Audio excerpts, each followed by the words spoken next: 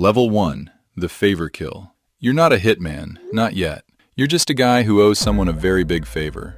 Maybe you owe a dealer $15,000. Maybe you got in too deep. Then one day, he tells you the debt disappears if you do one thing. They give you a name, an address, a weapon in a grocery bag. Not exactly a briefcase with a rifle in it. You don't sleep the night before. You drive there at 2 in the morning with your hands shaking on the wheel. You don't even finish the job properly. But it doesn't matter. The debt is paid. They care about loyalty, not clean work. Now, this is actually the most common version. The FBI has over 100 murder-for-hire cases pending at any given time. Most start exactly like this. Not with a professional. Just a desperate person making the worst decision of their life. And an Australian study of 163 contract killings found the most common motive wasn't even gang warfare. It was relationships. Husbands and wives hiring strangers to solve problems that a divorce lawyer could have handled. At this level, you're not a killer. You're a transaction. Level 2. The Gang Hitter. You've been noticed. Not by the public, by the people who run your block. MS-13 calls them designated hitters. The cartels call them gatilleros. And in Chicago, you're just the shooter. Now most of these guys, they're between 16 and 25. Expendable. And they know it. You don't pick your targets. The shot caller does. A rival moved onto your corner. A dealer skimmed. Someone cooperated with police. You get a name, maybe a photo from social media, and a deadline. Stolen car, dark street, no hesitation. Payment is $2,000 to $5,000. Sometimes it's not even cash, it's status. You move up. You get protection. And for a young man with no job and no future, that feels like everything. But you're sloppy. Doorbell cameras catch you walking up. Cell tower data puts you at the scene. You text your girlfriend an hour after the job. You are one traffic stop away from life behind bars. And when you get caught, the gang won't send a lawyer. They won't visit. They won't even remember your name. They'll just find a new shooter. Level 3. The Prison Enforcer. Most people think hits only happen on the outside. They don't. Some of the most organized contract work happens behind bars. See, if the gang leader on the outside needs someone handled who's locked up, the order travels through coded letters, hidden phone language, or messages passed through family visits. The person carrying it out is usually a lifer. Someone already serving decades who knows one more charge barely changes their situation. They have nothing to lose, and that makes them perfect for the job. Methods are improvised, everyday items turned into tools, blind spots exploited, the whole thing made to look like an accident or a dispute that went wrong. Payment might be commissary money, protection for family on the outside, or status within the organization. And investigations are nearly impossible. Witnesses don't talk. Evidence disappears. The person who gave the order could be in a completely different facility or walking free. Level 4. The Freelancer. This is where things shift. No gang, no cartel, no family. Just one person doing this as a recurring thing.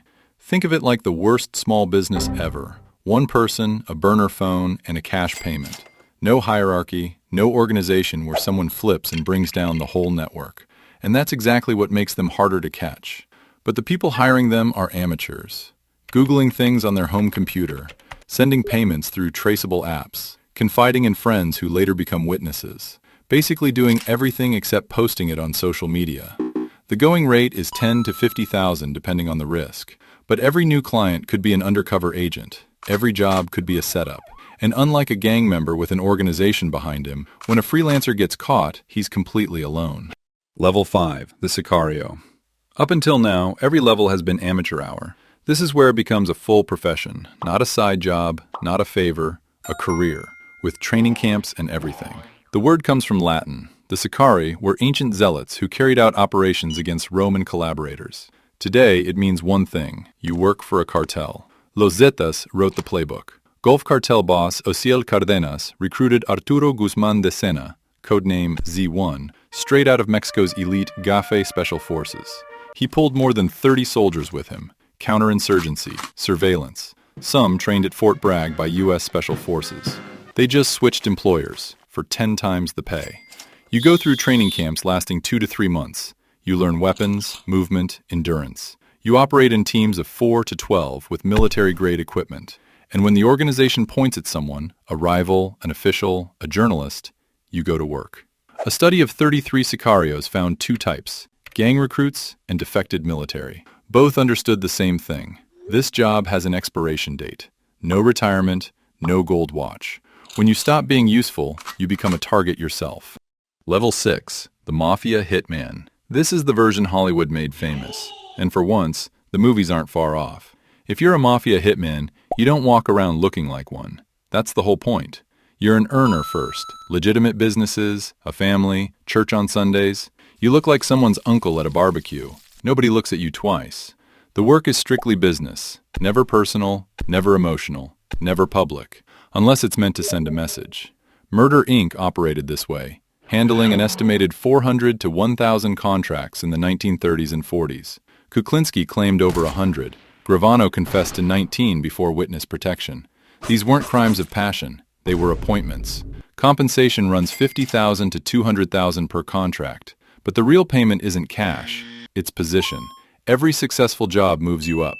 You become a made man. But your biggest threat isn't law enforcement. It's your own people. Gravano flipped because he was facing life. Kuklinski got caught because an undercover spent years building trust. The code of silence sounds unbreakable. In practice, it always cracks.